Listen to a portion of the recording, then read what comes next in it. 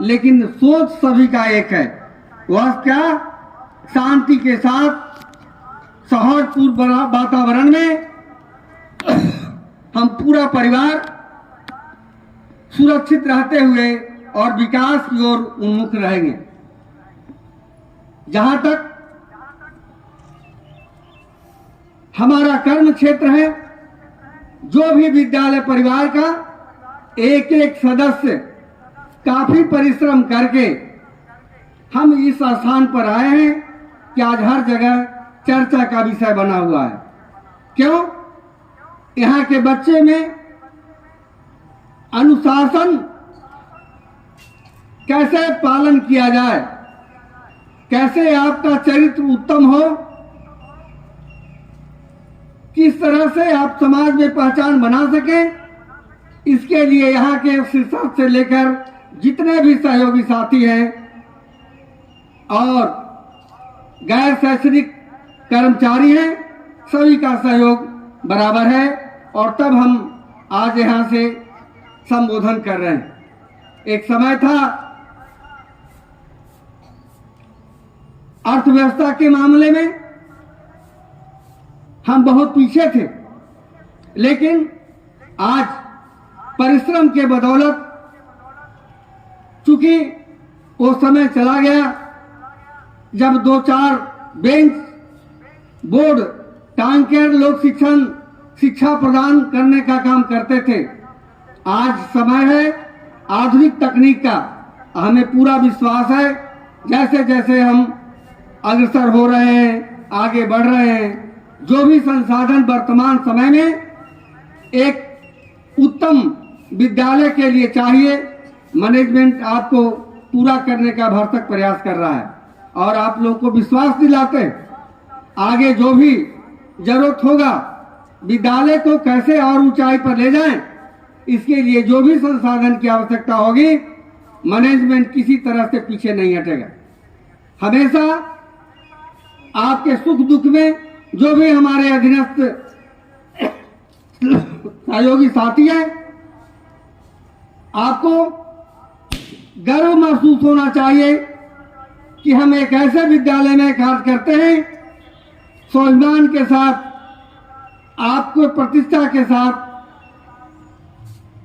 बराबर आपसे परामर्श लेकर, आपसे सहयोग लेकर, ताकि एक दिमाग में किसी को नहीं बैठे मैनेजमेंट मनमानी करता है। और इसी के प्रयास से आज हम यहाँ पर अपने आप पहचान बनाए हैं। दोस्तों, कोई भी कार्य छोटा नहीं होता। जो मजदूरी का काम करता है उसका भी एक अपना स्वाभिमान होता है। जो किसी के क्षेत्र में कार्यरत हैं, कड़ी मेहनत करके जो हमको भोजन देने का काम करते हैं, उनका भी स्वाभिमान होता है। और कम पूंजी में, कम आर्थिक आय में जो हम सेवा देने का प्रयास करते हैं, काफी सराहनीय है। हम मानते हैं बड़े बड़े शहर में आधुनिक टेक्नोलॉजी से भरपूर विद्यालय स्थापित है। जहानाबाद छोटा शहर है, हमारा भरसक प्रयास है हम भी उसके श्रेणी में आए, लेकिन हमें खुशी तब मिलती है जब हमारे विद्यालय के बच्चे, एक समय था सैनिक विद्यालय में नेतरहाट में जाते थे, क्योंकि उनका हम शिक्षण संस्थान अपने से उत्तम मानते थे और उसी का परिणाम हमारा मेहनत रंग लाया। चिकित्सा के क्षेत्र हो या सुरक्षा का क्षेत्र हो, जब हमारा पूर्ववर्ती छात्र कोई सेना में मेजर कैप्टन बना हुआ है, कोई एयरफोर्स में पायलट अफसर बना हुआ है, कोई बढ़िया चिकित्सा पदाधिकारी बना हुआ है, और जब मेरे पास आता है तो गर्व से हमारा सीना चौड़ा हो जाता है। अब एक ही सिर्फ सपना रह गया है और हम समझते हैं बहुत जल्द साकार होने वाला है, वो है यूपीएससी। और हम समझते हैं उसमें भी हमारे बच्चे ज़्यादा समय नहीं, 2-4 साल में वो भी कंपटीशन पार कर लेंगे। अभी हाल ही में एक छात्रा दयाल सिंह महाविद्यालय जो दिल्ली यूनिवर्सिटी में है, उसका दाखिला हुआ। BHU वगैरह वगैरह में हर जगह उसका आया था, लेकिन वह दयाल सिंह महाविद्यालय हम बहुत भली भांति जानते हैं। यदि दिल्ली विश्वविद्यालय में 2-4 विद्यालय हैं, श्री राम कॉलेज हुआ, दयाल सिंह महाविद्यालय हुआ, इस तरह से काफ़ी नामी गिरामी ये विद्यालय है, महाविद्यालय हैं, और दाखिला लिया है। हमको पूर्ण विश्वास है कि आने वाला समय में जो भारत का सबसे कठिन एग्जामिनेशन है उसमें भी वह सफल होगा और हम आपके बीच में वह आने का काम करेगा। समाज में आप गुरु हैं, कभी हीन से भावना से ग्रसित नहीं होना चाहिए। हमारा पढ़ाया हुआ 2-4 बच्चा भी संस्कार युक्त होकर उत्तम चरित्र पालन कर कर यदि अच्छे पदाधिकारी अच्छे पोस्ट पर जाता है और जब आपसे मिलने हुआ आता है तो उसी समय आपका सारा थकान दूर हो जाता है और अपने आप में गर्व महसूस करते हैं कि हमारा परिश्रम जो है वह रंग लाया। वहाँ भी जाना है। हम ज़्यादा लंबा चौड़ा बात नहीं करना चाहते, खास करके बच्चों के लिए। एक लड़का था, वह सैनिक स्कूल से पास किया था क्लास 6 में। क्लास 3-4 में जब हमारे पास पढ़ता था, उसका पेमेंट पेरेंट्स कभी नहीं ढंग से दे पाया और उसके फादर 6 भाई थे, जिसमें 5 बिल्कुल साक्षर नहीं, आर्थिक तंगी से काफी गुजरते थे। बोलने चालने का भी उनका जो वातावरण था वह काफी कमजोर था। लेकिन और दशहरा और होली में जब गार्जियन लेने आते थे तो रोड पर से हम देखते थे कि आएगा 1 घंटा माथा चाटेगा, तो ये पैसा लेकर तो आएगा नहीं, और हॉस्टल में रख के उसको खिलाते पिलाते थे। जाते जाते 4th में जब गया, हमको दिमाग में बैठ गया कि एक पेरेंट्स पैसा दे या नहीं दे, ये लड़का मेधावी है, कुछ करेगा, इसको हमको उचित शिक्षा देना चाहिए।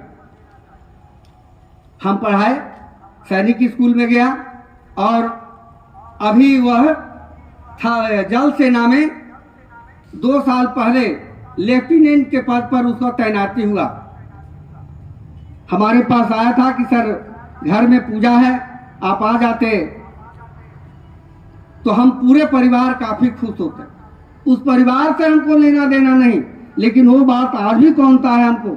बरसात के मौसम में उसके गांव गाड़ी नहीं जाता था। एक गांव है पाली, आपका काको से और आगे है, उसके बाद उसका 1 किलोमीटर से कुछ कम गांव पड़ता था बिने का।